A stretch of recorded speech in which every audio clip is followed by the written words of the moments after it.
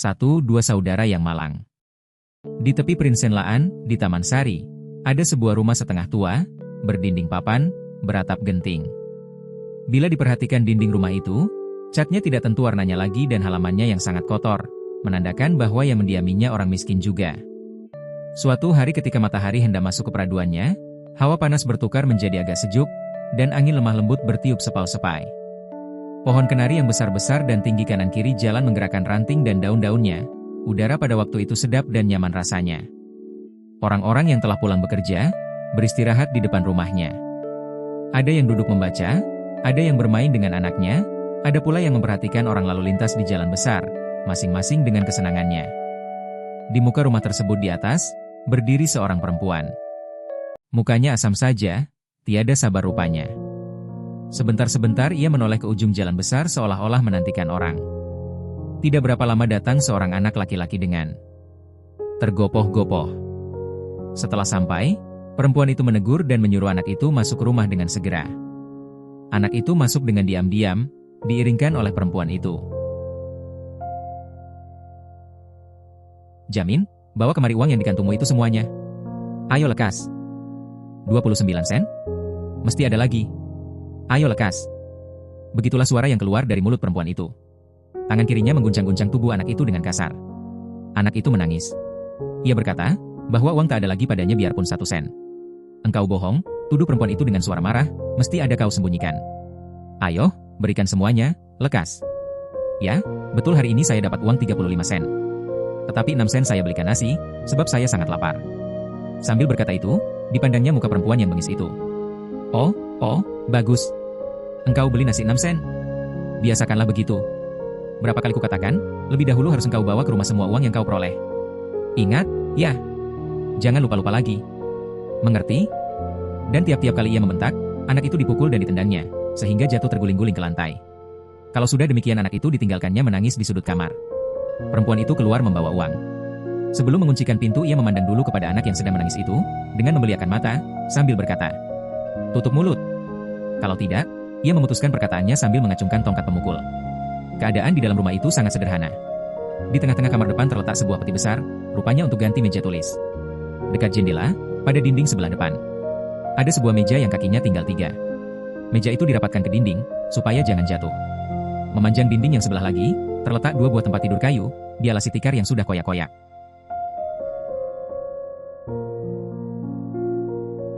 Kota Jakarta, selain dari penduduknya banyak, nyamuknya pun banyak.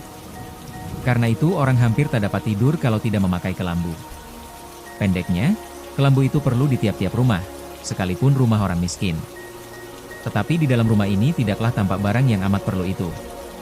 Di sana-sini, di dekat dinding sebelah belakang terletak ember 3-4 buah berisi air kotor bekas pencuci piring, cangkir. Semua itu mendatangkan bau yang tidak sedap dan sangat mengganggu kesehatan. Dekat ember-ember itu ada sebuah peti. Dindingnya sebelah muka dibuka dan di dalamnya dipakukan papan 2-3 tingkat tempat meletakkan piring mangkuk. Di sebelahnya ada lagi sebuah bantal yang amat kotor. Sebuah sapu lidi dan sapu ijuk, yang rupanya jarang dipakai, tersandar di sisi tempat tidur itu. Selain dari itu tak ada apa-apa di dalam rumah itu yang dapat menarik pemandangan. Semuanya menyempitkan pikiran saja. Ah, dia sudah keluar, kata anak itu sambil bersungut-sungut dan mengeringkan air mata dengan lengan bajunya. Sekali lagi didengarkan baik-baik, benarkah perempuan jahat dan bengis itu telah keluar? Ya, ia sudah pergi dan di dalam rumah itu tak ada lagi orang. Anak itu gemetar kedinginan. Di luar sunyi, selain suara hujan lebat, sebagai dicurahkan dari langit. Perlahan-lahan ia mendekati tempat tidurnya, lalu berkata, "Johan, engkau sudah tidur?" Di tempat itu bergerak seorang anak kecil. Anak yang kedinginan itu bertanya pula sekali lagi, "Sudah tidur engkau, Johan?" "Belum," jawab anak yang di tempat tidur, dengan perlahan-lahan sebagai orang ketakutan. "Sudah pergi dia, Bang?" tanyanya kepada abangnya yang menghampirinya. Anak yang tidur di tempat itu, Johan namanya, adik si Jamin. Ia baru berumur 7 tahun, abangnya 9 tahun. Sambil meraba-raba karena tidak dapat melihat adiknya dalam gelap itu, si Jamin naik ke tempat tidur. Setelah ia berbaring, berkatalah adiknya, "Aduh, Bang, dingin sangat rasanya, perut pun sangat lapar. Sehari-harian ini belum suatu apa yang saya makan, hanya air dingin saya minum." Tadi saya minta nasi, tetapi dia marah-marah saja dan memukul saya. Johan bercerita sambil menangis. Ia teringat kena pukul yang tadi. Ia tidak akan mengatakan semua itu kepada abangnya. Amat sakit dan sedih hati si Jamin mendengar perkataan adiknya. Tidak dapat ia menahan air mata. Hancur luluh hatinya, memikirkan nasibnya dua beradik. Sambil menangis terseduh-seduh ia mendekap adiknya, yang disayanginya sebagai dirinya sendiri itu. Saat itu tidak kedengaran apa-apa lain dari suara kedua anak yang bertangis-tangisan itu. Perasaan si Jamin, waktu mendengar cerita adiknya, jauh lebih sakit dari kena pukulan perempuan itu tadi. Sejurus lamanya timbul pikiran dan berkata ia dalam hati, kata orang, Allah amat pengasih dan penyayang kepada segala makhluk di dunia. Baiklah kemalangan ini kuserahkan saja kepadanya. Si Jamin berhenti menangis, menyapu air mata adiknya dan berkata, diamlah Johan, jangan engkau menangis juga. Ini ada saya bawakan nasi sebungkus, makanlah lekas-lekas sebelum perempuan itu datang kembali. Si Johan menerima bungkusan nasi itu. Dengan kedua belah tangannya, lalu dibuka dan makanlah ia dalam gelap gulita itu. Sehabis makan, katanya, enak sekali nasi ini bang. Meskipun tidak ada lauknya. Dari mana abang dapat? Si Jamin tidak menjawab. Ia duduk termenung dengan sedih, memikirkan nasib malang yang menimpa dia dan adiknya. Nasi yang dimakan adiknya tadi, bukan pemberian orang. Dari pagi sampai sore ia minta-minta, dapat 35 sen. 6 sen dibelikannya nasi 2 bungkus, sebungkus. Dimakannya di tengah jalan dan yang sebungkus dibawanya pulang untuk adiknya. Uang lebihnya itu tadilah yang diberikannya kepada perempuan itu. Jika sekiranya tidak gelap gulita di dalam rumah, dapatlah dilihat rupa si Jamin waktu itu. Matanya kecil cekung. Roman mukanya jika dibandingkan dengan umurnya tampak jauh lebih tua. Air mukanya yang selalu muram, disebabkan kesusahan dan kesedihan menerbitkan kasihan orang yang memandang. Adiknya, si Johan, lebih elok rupanya, matanya terang jernih dan mukanya manis. Jikalau sekiranya ia dipelihara baik-baik, tentu akan lebih elok rupanya. Kedua bersaudara itu tidur bersama-sama di tempat tidur yang sempit itu. Badannya terbalut dengan baju koyak-koyak. Dan celana bertambal-tambal lagi kotor, ditutup dengan sehelai selimut yang compang-camping. Hujan lebat makin lama makin kurang, tetapi angin bertiup dengan dahsyatnya, sehingga malam itu menjadi amat dingin. Johan berkata kepada kakaknya, Bang, rapatkanlah badan abang kemari, mata saya tak mau tidur, saya sangat kedinginan. Si Jamin merapatkan dirinya. Selimut yang kecil dan kotor itu ditutupkan kepada adiknya. Hanya sedikit saja yang menyelimuti dirinya. Tadi pagi bapak datang kemari, kata si Johan sambil berbalik menghadap abangnya.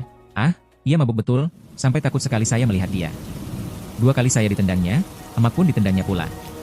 Mengapa engkau katakan emak, Johan? Ujar si Jamin. Perempuan itu bukan emak kita. Sekali-kali tidak. Emak kita sudah meninggal 2 tahun yang lalu. Aduh, ia amat sayang kepada kita, Johan. Kita diberinya makan yang sedap-sedap. Kalau sudah malam kita ditidurkannya. Dan bukan di atas tikar dan bantal serupa ini. Oh, tidak, tidak. Selesai makan malam kerap kali ia bercerita. Bagus-bagus ceritanya. Ia berkata, ada Tuhan yang pengasih kepada orang kaya dan miskin. Kita disuruhnya berkelakuan baik, supaya Tuhan sayang kepada kita. Kalau saya hendak tidur, disuruhnya mengucap minta dipelihara dan diberi rahmat oleh Tuhan yang pengasih. Penyayang itu. Rumah dan halaman dipeliharanya baik-baik, bersih sekali tidak seperti sekarang ini. Kita pun tidak pernah memakai pakaian kotor dan bertambal-tambal. Tak pernah saya disuruhnya pergi meminta-minta. Ah, kalau bapak tak ada, akan lebih senang hidup kita, sebab kita boleh masuk rumah piatu. Di sana anak-anak dipelihara baik-baik, diberi makan dan pakaian secukupnya. Diajar membaca, menulis, dan berhitung. Sesudah si Jamin bercerita, sunyilah dalam rumah. Di jalan raya pun demikian juga. Si Johan sudah tertidur, karena badannya sudah hangat seperti biasa. Si Jamin mengantuk pula, lalu tidur dengan nyenyaknya. Si Johan karena masih kecil belum dapat memikirkan nasibnya jauh-jauh. Jika perutnya sudah kenyang dan badannya tak kedinginan, senanglah hatinya, dan ia pun tidur nyenyak. Si Jamin amat lain halnya. Ia tertidur, hanyalah karena sangat letih dan lesu, karena perjalanan sepanjang lorong dan pasar untuk meminta-minta. Setiap hari ia harus mengembara di lorong-lorong dan kampung-kampung, di kota Jakarta yang ramai. Mengerjakan perintah matirinya yang kejam itu. Ia mencari orang-orang yang menaruh kasihan, untuk mengharapkan sesen 2 sen. Jikalau kurang membawa uang pulang, pukul, tempeleng. Dan tendanglah yang menyambut dia di rumah. Ditambah pula dengan nista dan maki, yang terhambur dari mulut perempuan itu. Sungguh pun demikian ia selalu bekerja sungguh-sungguh untuk memelihara adiknya yang sangat dicintainya. Petang hari, bila ia sampai di rumah, alangkah besar hatinya, sebab ia dapat berjumpa dengan adiknya. Kadang-kadang Johan datang mengeluh-elukan sampai ke jalan besar. Berapa kali ia hendak lari ke tempat lain menghindarkan segala siksaan ibu tirinya itu, tetapi tidak sampai hatinya meninggalkan adiknya. Lagi pula ia tidak dapat melupakan pesan ibunya. Katanya, Jamin, kalau emak sudah tak ada lagi. Jangan engkau lupa kepada Tuhan. Baik-baiklah perangaimu. Kelak di hari kemudian kita bertemu di negeri akhirat. Sayangilah adikmu. Jangan sekali-kali engkau tinggalkan dia. Itulah yang selalu teringat oleh Jamin jika ia merasa tak tahan lagi tinggal di rumah orang tuanya. Sesampainya di jalan besar, ibu tiri kedua anak itu menyimpang ke jalan yang menuju Mangga Besar. Meskipun hari hujan dan gelap, ia berjalan terus saja. Setelah sampai di jembatan Mangga Besar, ia berbelok menuju Glodok. Akhirnya, sampailah ia ke sebuah rumah. Di depannya tergantung sebilah papan dengan tulisan, tempat penjualan candu. Dengan tidak ragu-ragu perempuan itu berkata kepada seorang yang duduk di tempat itu, kasih candu 4 hun. Orang itu terkejut, karena ia tak menyangka masih ada orang yang hendak membeli candu. Waktu itu hari sudah malam dan hujan terus mencurah, sedang waktu menutup penjualan sudah tiba. 4 hun? Tanyanya seraya membuka laci meja. 1, 2, 3, 4, jadi 24 sen. Katanya kemudian sambil meletakkan candu yang berpalu timah di depan perempuan itu. Karena hari masih hujan, perempuan itu tidak terus pulang. Ia menantikan hujan berhenti. Candu itu dimasukkannya ke dalam kantung kutangnya dengan hati-hati. Engkau di sini, Inem? Tanya seorang laki-laki dari balik pintu sebelah penjualan candu yang dinamai orang rumah. Kip. Yakni tempat orang berkumpul-kumpul mengisap candu itu. Inem, demikian nama perempuan itu, memalingkan. Mukanya yang kurus dan pucat itu, menghadap kepada orang. Yang menegur. Di sana tampak 5-6 orang. Ada yang tidur nyenyak, ada yang duduk bercakap-cakap dengan riangnya. Dan ada pula yang sedang asyik menghirup candu.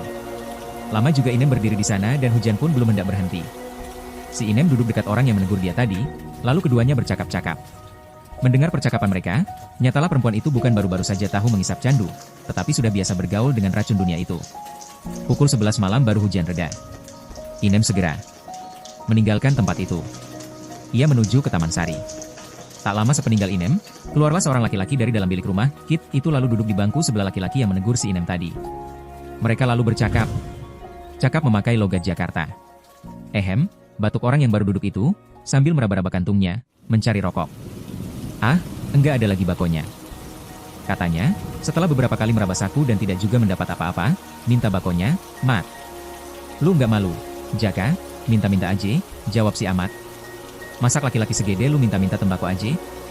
Ini. Amat memberikan tempat rokoknya. Ah, lu marah-marah aja, baru kali ini gua minta rokok udah ngomel, sahut si Jaka, lalu ia menggulung rokok dengan tertawa-tawa. Ehem, katanya pula sambil menghembuskan asap rokok ke atas. Ehem. Sama siapa lu ngomong-ngomong tadi, Mat? Kayak suara perempuan. Ah, siapa lagi? Jawab si Amat. Apa lu gak lihat tadi si Inem datang beli madat? Beli madat? Bakal siapa? Lu tanya lagi, bakal siapa? Lu nggak tahu, dia emang suka ngisap madat. Ah, gua kasihan liatin anak walon yang 2 orang itu. Bapak pemabok, emak pemadat. Oh, betul. Tadi sore gua lihat si Bertes di pasar baru. Dia lagi jalan gak keruan, bentar-bentar mau jatuh. Mukanya merah, badannya keringatan. Kalau nggak polisi yang tulung, boleh jadi dia dapat cilaka. Maklum aja, pasar baru begitu rame, sih. Tapi lu bilang bininya pemadat, dari mana dia dapat duit bakal beli madat? Oh, lu nggak tahu? Anak walonnya yang tua Saban Sari disuruh minta-minta. Yang kecil Saban Sari dia pukulin. Untung ada tetangga yang suka nulung kasih makan. Kalau enggak, anak itu boleh jadi nggak makan. Dulu, lain. Lagi masih ada emaknya yang betul, rumahnya bersih, anak-anaknya juga dipiara dengan baik. Si Mina memang rajin, pikirannya bagus. Saban Sari dia pergi kerja ke gedung-gedung, cuci kek, menjahit kek. Bukan kayak si Inem nih, nggak keruan. Si Bertes juga lagi hidup si Mina, belum pemabok kayak sekarang.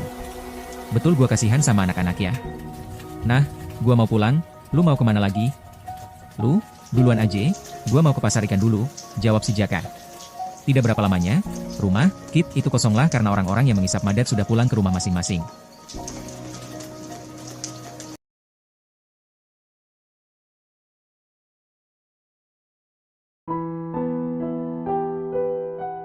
Si Bertes ialah suami si Inem, bapak si Jamin dan si Johan. Si Bertes bukan orang Jakarta melainkan asal dari Ambon. Lahir di Saparua. Dari kecil ia mendengar orang bercerita bahwa orang yang jadi serdadu senang sekali penghidupannya. Dapat melihat-lihat negeri jauh. Kalau berani dapat naik pangkat dan mendapat gaji besar. Oleh sebab itu, setelah cukup umurnya 21 tahun, Bertes masuk serdadu. Dan kebetulan ayahnya yang selalu menghalangi maksudnya itu, sudah meninggal dunia. Setelah 3 tahun ia dalam dinas belajar di Gombong, ia dipindahkan ke Kutaraja. Pada waktu itu tanah Aceh belum tunduk semua kepada kompeni. Orang Aceh terus melawan. Dan peperangan berkobar. Peperangan itu bertahun-tahun lamanya. Entah berapa ratus atau berapa ribu orang dari kedua belah pihak menemui ajal di medan perang. Berapa banyak pula yang cacat tubuhnya. Memang orang Aceh bukan bangsa penakut, sekali-kali tidak gentar ia menentang musuh yang berlipat ganda banyaknya. Yang lebih-lebih menyusahkan, mereka menyerang dengan sembunyi-sembunyi di dalam hutan-hutan yang belum pernah dilalui serdadu. Bila hari malam, sedang serdadu tidur nyenyak dalam tangsi atau kubu, tiba-tiba orang Aceh itu masuk beramai-ramai menyerbu ke tengah-tengah serdadu yang banyak itu, sambil mengayunkan rencong Acehnya ke kanan dan ke kiri. Tidak sedikit kerugian di pihak kompeni dan di pihak mereka sendiri. Kadang-kadang orang Aceh yang datang menyerang kubu itu, tidak seorang pun yang tinggal hidup, mati semuanya. Tetapi bagi putra Aceh kematian yang demikian tidaklah menjadi perhitungan. Malah dia merasa syukur, karena mati di medan perang dipandangnya mati suci, yakni mati syahid. Arwahnya masuk surga. Dalam peperangan yang hebat itu Bertes turut serta. Tetapi dengan pertolongan Allah yang Maha Kuasa, Bertes tinggal selamat dan terpelihara nyawanya. Beberapa kali ia mendapat luka, ada yang ringan ada pula yang parah, tetapi tidak pernah membahayakan jiwanya. Salah seorang hulu balang besar di negeri Aceh itu bernama Teku Umar. Pada dewasa itu segala tanah daerah Kutaraja sudah aman. Sekali-sekali ada juga orang mengamuk. Tetapi tak berarti. Pada waktu itu bala tentara kompeni telah dibagi-bagi. Sebagian pergi memerangi musuh yang berkumpul di hulu-hulu tanah Aceh, sehingga tidak berapa lagi serdadu yang tinggal di Kutaraja. Teku Umar pun telah berdamai dengan kompeni. Waktu itu Bertes ada di Kutaraja menjaga di situ dengan beberapa orang kawannya di bawah pimpinan seorang kapten muda. Bertes amat menyesal sebab tidak turut pergi ke tanah itu. Ia berani dan amat suka berperang. Apalagi bila melihat kawan-kawannya naik pangkat, sesudah mereka menunjukkan kegagahan di medan perang. Tetapi ia lupa berapa banyaknya yang tewas. Barangkali ia terlalu percaya pada tubuhnya yang kukuh, lengan besar, bulu bidang dan matanya yang tajam itu. Pada waktu itu, tatkala serdadu-serdadu tidak seberapa lagi banyaknya di Kutaraja, tiba-tiba Teku Umar menyerang kompeni dengan hebatnya. Bagaimana terkejutnya orang-orang di Kutaraja, karena kejadian yang tidak disangka-sangka itu. Tak dapat diceritakan. Tidak seorang juga menyangka, Teku Umar mempunyai maksud demikian. Menurut perhitungannya waktu serdadu berangkat ke Tanah Hulu, itulah saat yang baik akan menyerang Kutaraja. Bila terjadi yang demikian, tentu dengan mudah ia dapat menaklukkan serdadu-serdadu yang ada di hulu-hulu Aceh, karena mereka telah bercerai-berai. Daya upaya itu betul-betul dijalankannya. Tetapi sebagai lazimnya, tidak semua angan-angan atau cita-cita itu dapat diperoleh. Demikian juga cita-cita Teku Umar. Pukul 12 tengah malam kedengaran bunyi tembakan berturut-turut di luar Kutaraja, alamat musuh menyerang. Sesaat itu juga berbunyilah terompet di tangsi membangunkan serdadu, yang tidak sekali-kali memimpikan bahaya itu. Seorang serdadu jaga, yang disuruh menyelidik, kembali membawa kabar, bahwa musuh itu adalah laskar Teku Umar. Peperangan pecah. Berkorbar. Laskar yang berani maju menyerang musuh. Bunyi senapan dan meriam gemuruh dari benteng, bagai halilintar membelah bumi bunyinya. Peluru besar-besar jatuh ke tengah-tengah musuh yang banyak itu. Siapa yang kena, rebah ke tanah. 3 jam lamanya peperangan itu belum tentu kalah menangnya. Tetapi rupanya pihak Teku Umar tidak kuat bertahan lama. Setelah tersiar kabar bahwa Sultan Aceh Belot kepada pemerintah Belanda, maka berkumpullah segala tentara kompeni dari segala pihak ke Kutaraja. Dari Betawi dan dari Padang pun datang bantuan, karena kompeni melihat bahaya besar mengancam. Teku Umar pun mengumpulkan kekuatannya, karena ia telah mengetahui bahwa inilah ikhtiar yang penghabisan. Jikalau ia berhasil kali ini, ia menjadi raja selama-lamanya, dan jika ia kalah ya, hal ini tidak lagi dipikirkannya lebih jauh. Peperangan yang penghabisan sekali terjadi pada 29 hari. Bulan Mei tahun 1896. Pada waktu itu habislah perang Teku Umar. Negeri dan istananya habis terbakar. Tetapi Teku Umar terus hilang, tidak ada kabar beritanya. Menurut pendapat setengah orang, Teku Umar tewas dalam peperangan dan mayatnya dilarikan oleh pengikut-pengikutnya. Dalam peperangan itu Bertes menderita luka parah. Ia dibawa orang ke rumah sakit untuk ditolong nyawanya. Bertes tidak ingatkan dirinya waktu dibawa itu. Di rumah sakit dengan segera ia diberi pertolongan. Itulah permulaan riwayat hidup Bertes, sejak meninggalkan kampung halaman dan ibu bapaknya.